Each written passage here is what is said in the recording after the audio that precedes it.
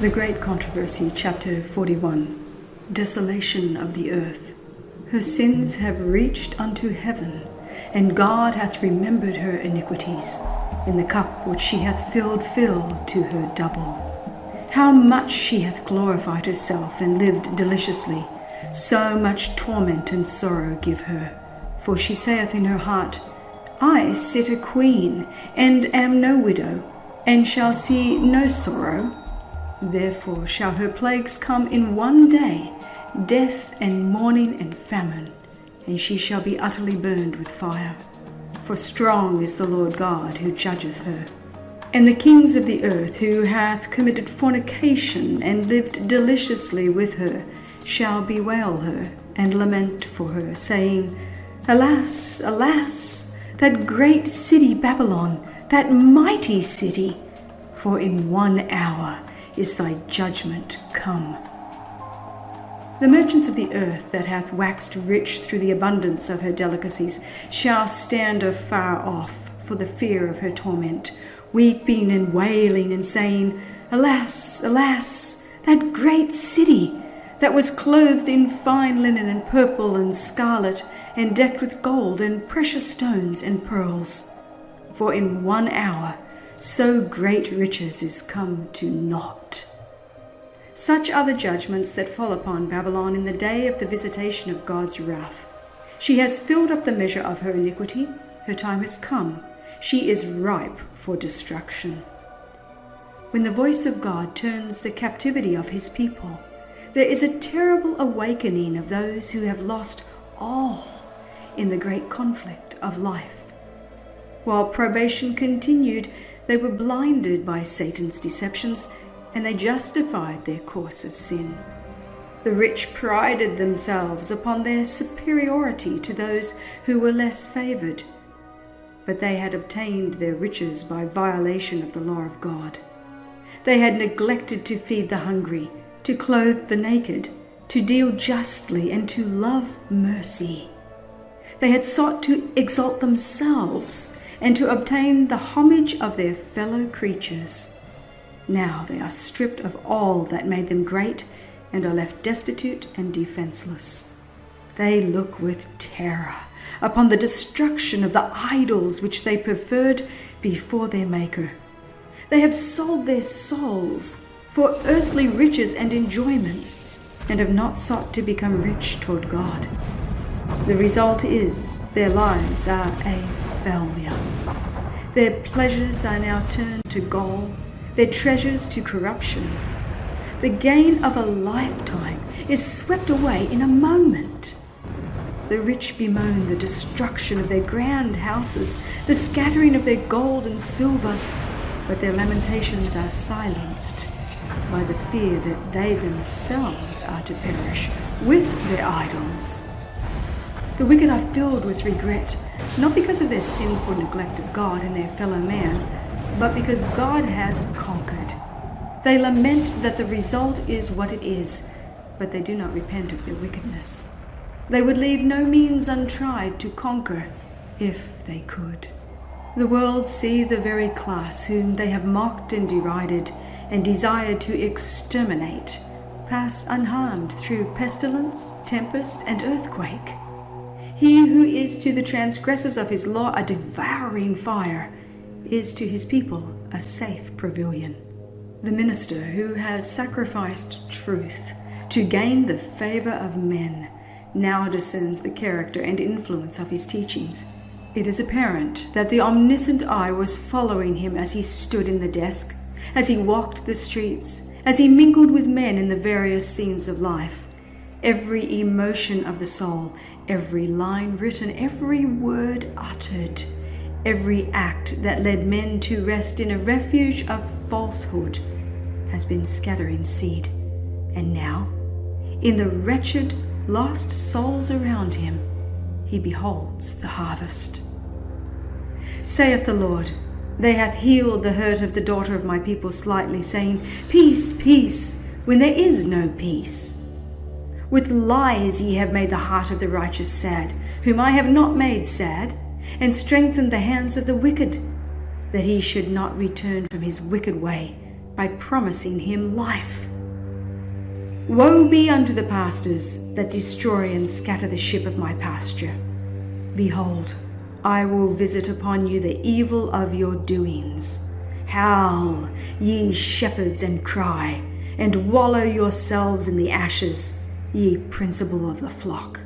For your days for slumber and your dispersions are accomplished. And the shepherds shall have no way to flee, nor the principal of the flock to escape.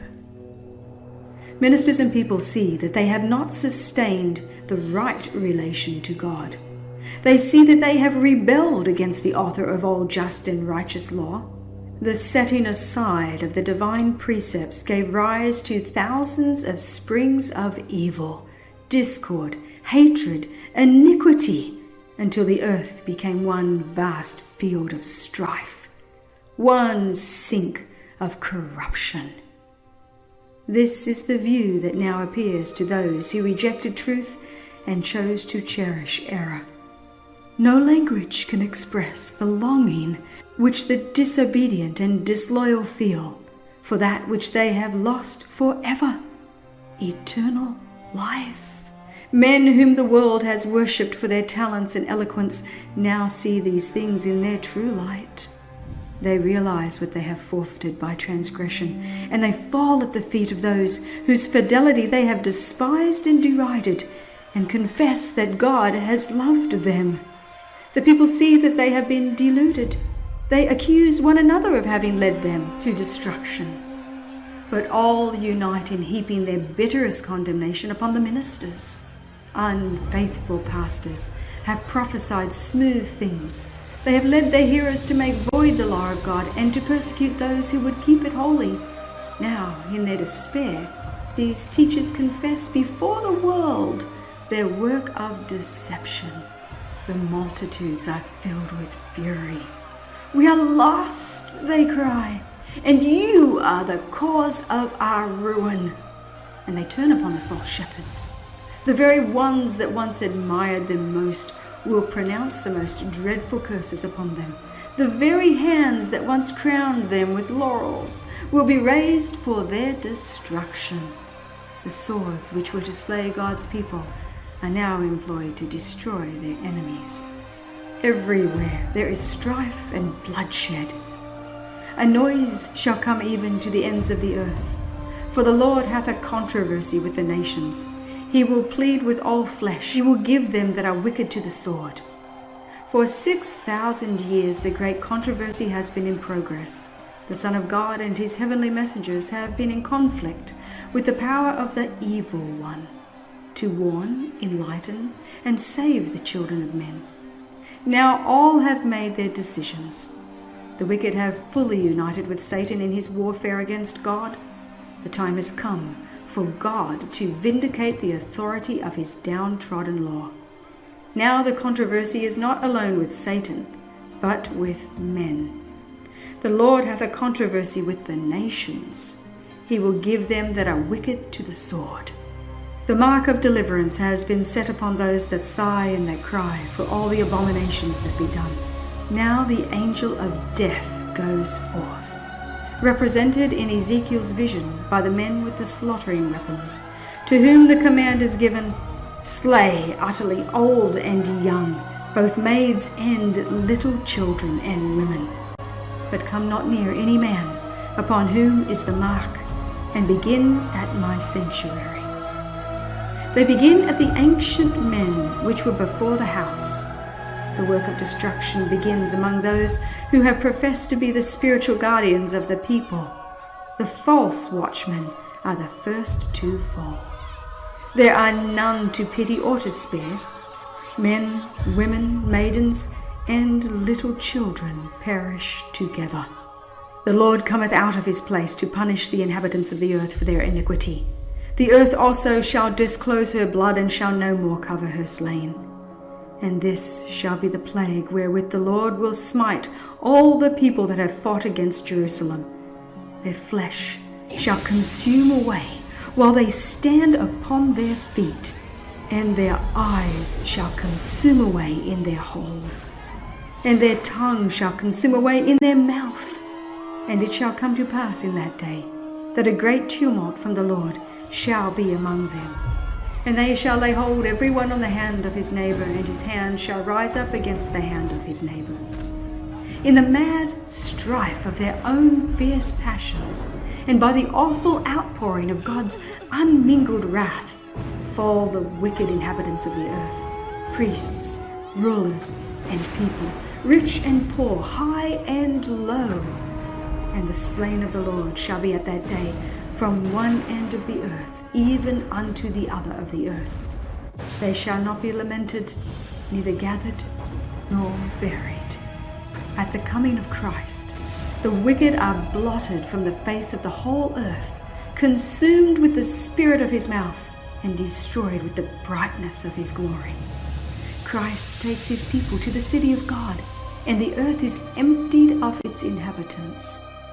Behold, the Lord maketh the earth empty, and maketh it waste, and turneth it upside down, and scattereth abroad the inhabitants thereof.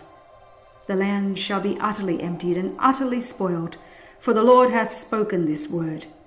Because they have transgressed the laws, changed the ordinance, broken the everlasting covenant, therefore hath the curse devoured the earth, and they that dwell therein are desolate.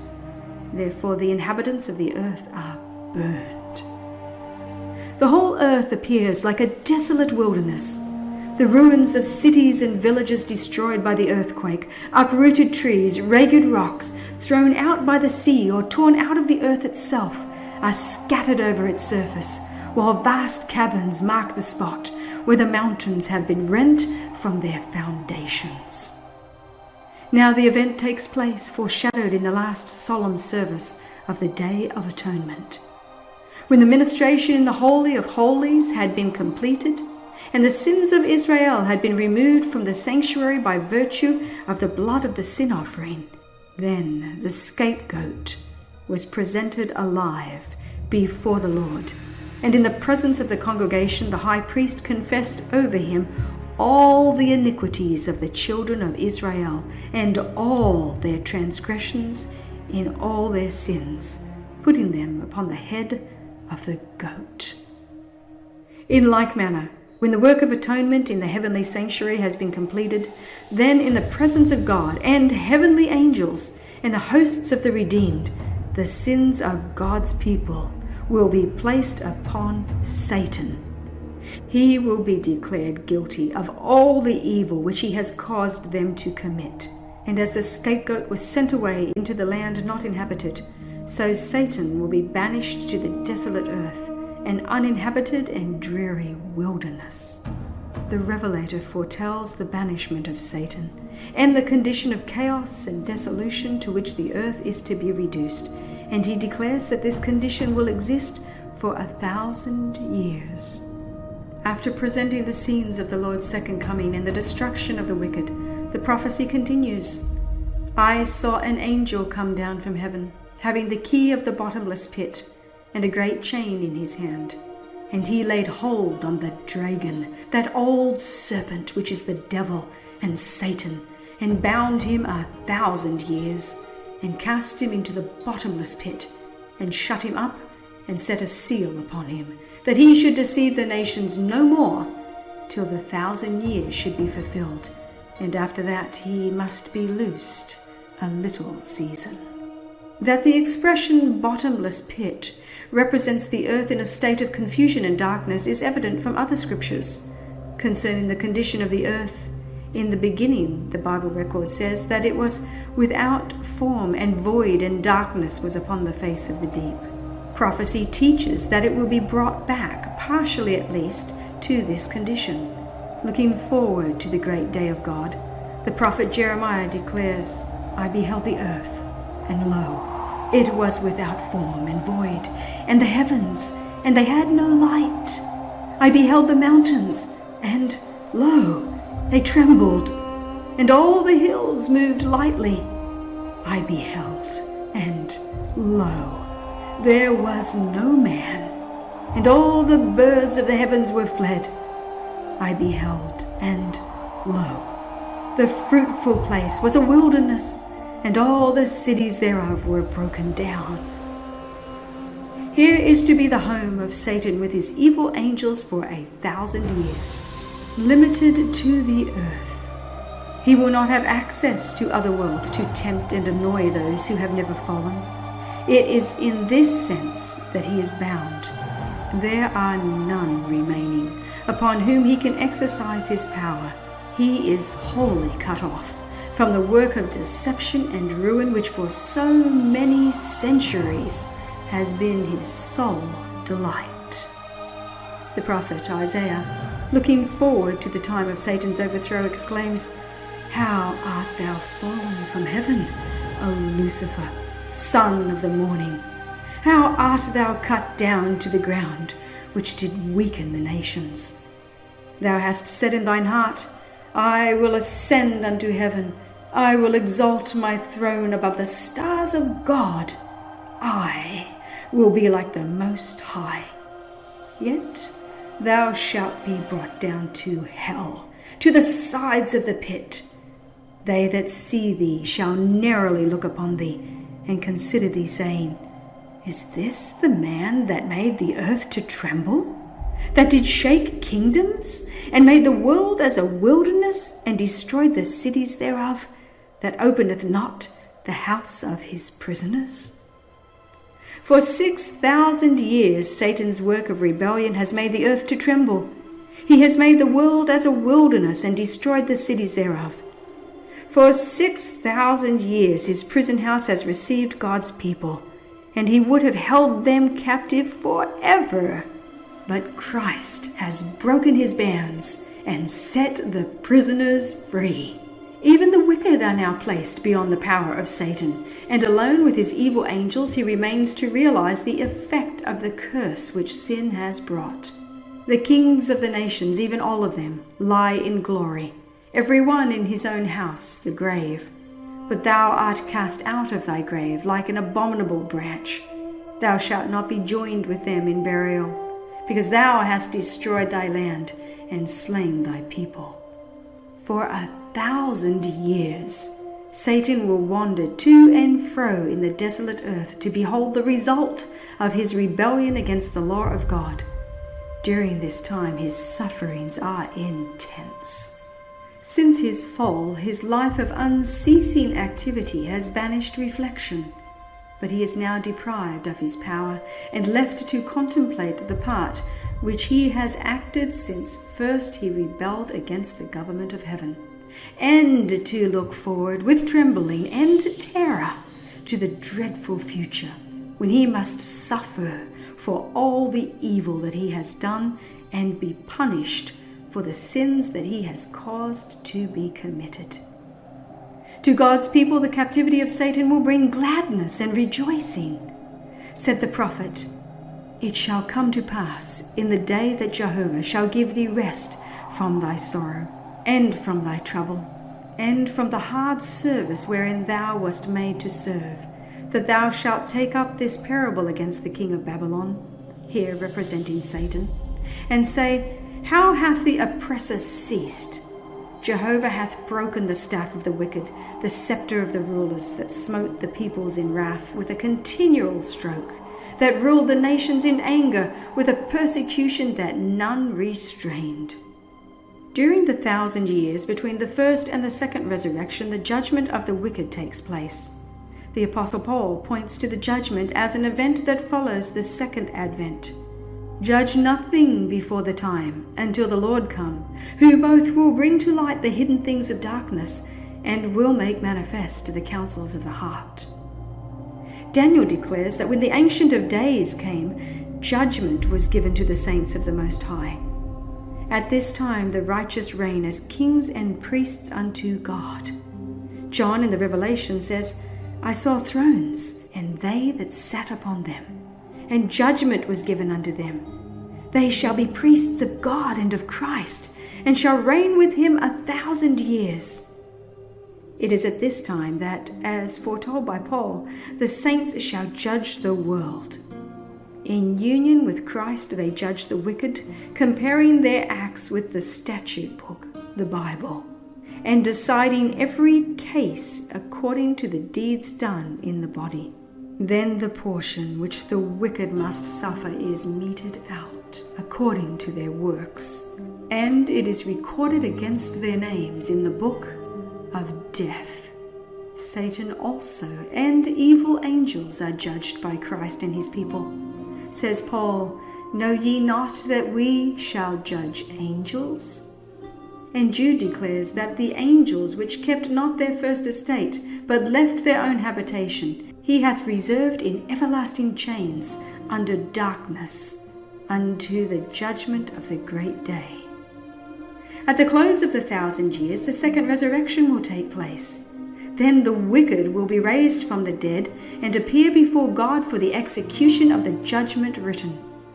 Thus the Revelator, after describing the resurrection of the righteous, says, "The rest of the dead live not again until the 1,000 years were finished."